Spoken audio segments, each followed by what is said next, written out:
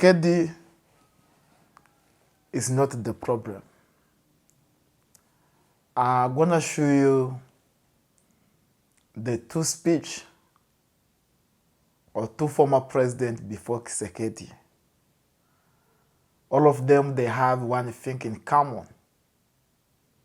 He was refusing and fight against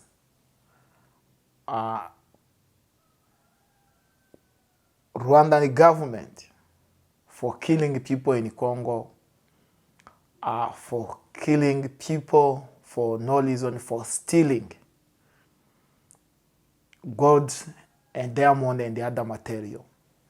So, and the first speech I'm going to share with you is in the French language.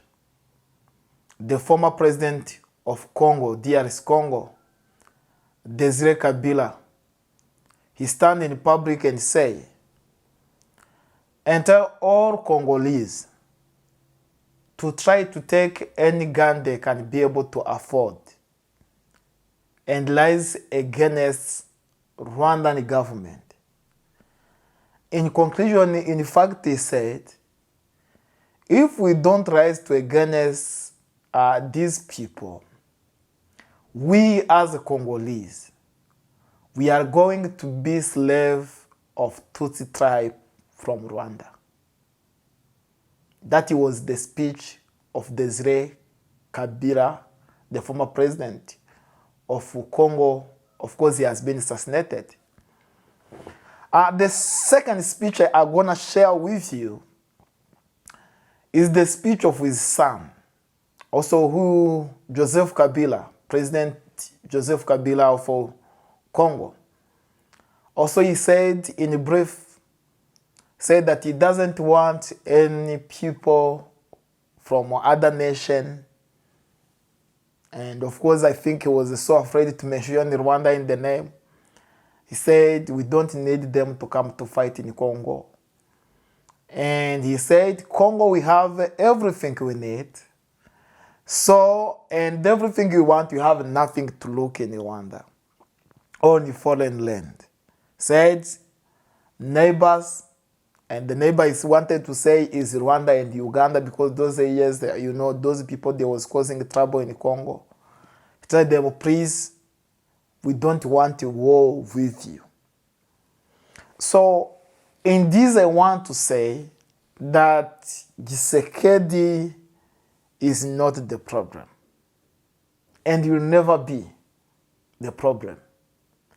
So, I believe this documentary movie or this documentary history of DRC Congo and Rwanda is going to open your eye that you can be able to pray for DRC Congo. It's going to open your eye that you can be able to know what is wrong in DRC Congo. And God bless you for standing with DRC Congo. Amen.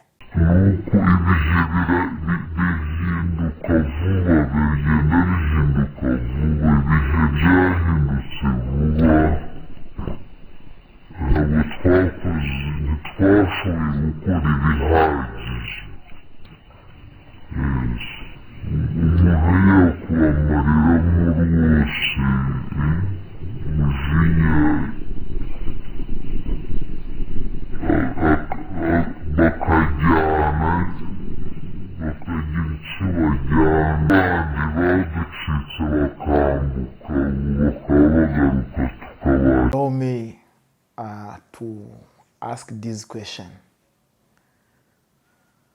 Just assume, for example, you were from the tribe of Hutu in those years, 1995 all the way to 1998. As you can see, how people they was being killed by the army of RPF. Would you remain in the country. And here the problem wasn't just for the Hutu tribe. This was the question for everyone who was Rwandan, and especially who were educated, who used to hold any title in any office. And let me conclude saying that even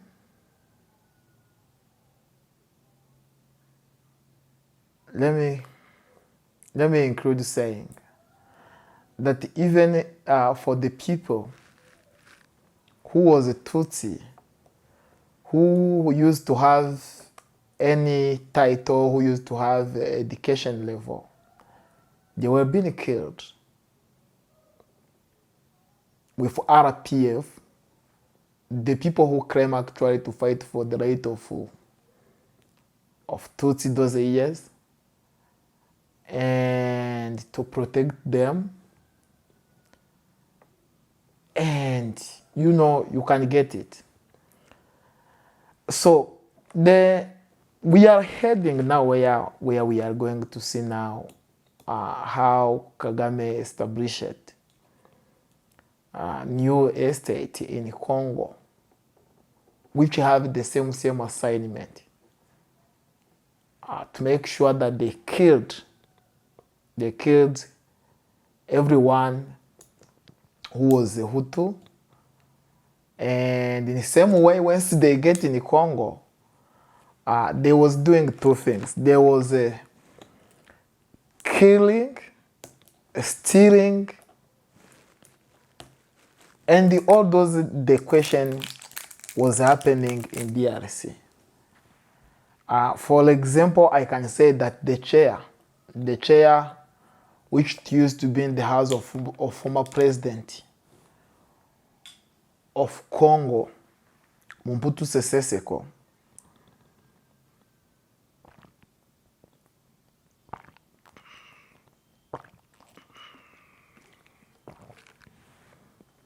was taken in Rwanda with one of the guy who used to have a good ranker called Dan Gapfis.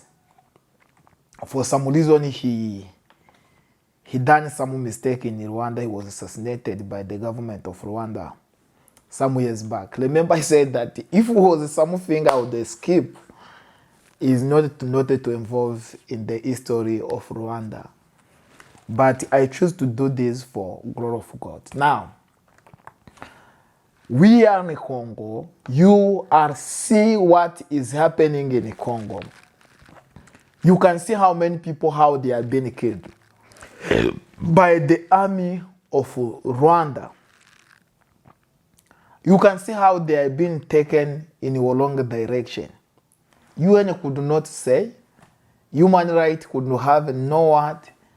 The people who was around could say nothing because they established the propaganda that actually everyone who fled from Rwanda was done genocide. So in case even you found that someone is well murdered or is about to be murdered, you will not ask any question because you know that person was a genocider committed in Rwanda. And now you can understand. These people, they have seen how, Rwanda has seen how government of Rwanda is killing people in Rwanda. Rwandan who was in Congo have seen also how Rwanda, the government of Kagame, is killing people in Congo. Now, for example, if you get opportunity to run away, would you be able to like to back in that country? I know everyone gonna say no. And that is the truth. So I did not want to comment about how the people that was being put in jail. Either you have a mistake or you don't have a mistake. You'll be put in jail and no one will come to ask about you. And all those things could be things was taking over in Rwanda. And why am I highlight this is because I want to tell you that Rwanda was not a safe country for any person, either Tutsi who has been in the country. Rwanda was not the best country for Tutsi or Hutu, especially who has been inside the country. So, also same to Congo. It wasn't right place for Congo, for Rwandan in Congo, because also these people come and thrown over Mobutu from the throne, and then they take power. So then they start murder the people in different way. So therefore, that is what I wanted to say. As I conclude, either for some reason, because the people, they don't die at the same time, either there is a Rwandan who has tried to hide themselves in a different way in Congo, a different place, and right now they are alive. So now, what is it fear Kagame have? Kagame fear and his government is that these people who are in Congo as a refugee, they can come and decide to be in power, especially because you know the way he used it for coming in power. So he's so afraid that actually these people will come back. Of course, definitely they will go because they left their property for some reason, they left everything. So he has so afraid, he's making sure now that at least as he still gold and the diamond, any person he meet and he found out that is Rwanda, he will make sure he send him in here. I'm sorry. That is how I view it. And emphasizing, my prayer is not to pray for Rwanda. My prayer is to pray for Congo. And I want you and I to stand and pray for Congo. Let me tell you, the only way you can help me, and there is many ways you can help me, but one of the ways you can help me is to do subscribe, like, share and comment and watch it, and emphasizing, pray for DRC. Pray for DRC. But in those years, honestly speaking, there is no propaganda for people to go in Congo to flee away. No. What was happening in Rwanda is what caused the Rwandan to free going, heading to Congo. And what Rwandan seen, government of Rwanda doing in Congo, also following them and kill Congolese, is what caused even someone who was a refugee there to be afraid to come back in the country. And I don't think even there is someone who will be even in position to say I'm Rwandan in Congo. You can't. You don't know which kind of person you are talking to. So, emphasizing that we are going to pray for Congo. For I want you to just take this minute, watch this story of Rwanda, watch this story of what was taking over in Congo, and understand what I mean. And then pray for Congo. Pray for Congo. 1997, Laurent Kabila became president of the DRC. Laurent Désiré Kabila, je jure fidélité à la nation. He came into power with an army of child soldiers trained by neighboring Rwanda. They marched across the DRC in order to overthrow the long-standing dictator, Mobutu Sese Seko. Their march began in the east of the country, on the border with Rwanda, and they walked 2,000 kilometers to reach the capital Kinshasa, where Kabila was greeted as a liberator. The West did not view the arrival of this former Marxist revolutionary as leader of the DRC in a favorable light. But Kabila imposed himself nonetheless, after Nelson Mandela steered Mobutu into retirement. The new regime soon descended into chaos. Kabila fell out with his allies. Rwanda had hoped to play some part in the management of this vast country, with its plentiful natural resources, in return for having provided weapons, ammunition and training for Kabila's men. But Kabila had no intention of sharing power. He drove out Rwandan troops. In turn, they created a rebel movement, the RDC, in the eastern Congo, and began a war that outlasted Kabila himself.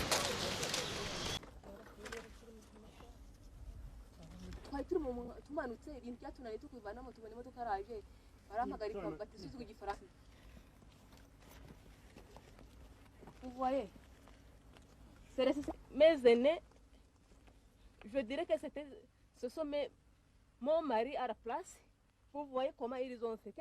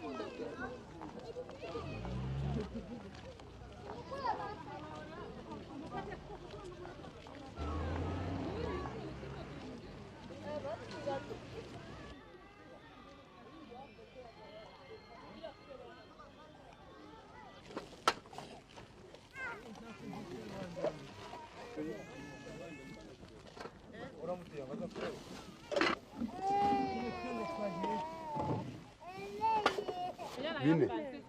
3 semaines. Comme ça. Kaindo, tutaweza Mugunga. Bo.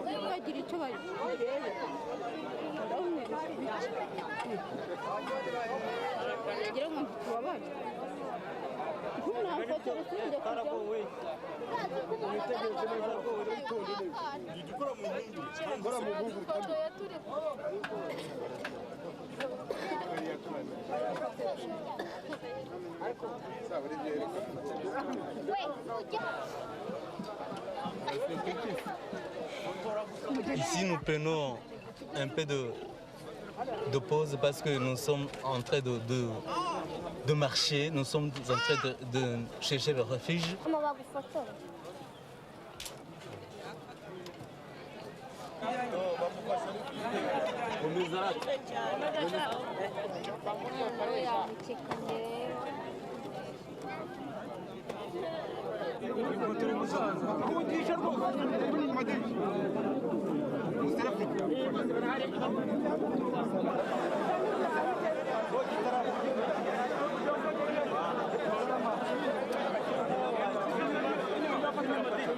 Les engagements se déroulent pour le moment.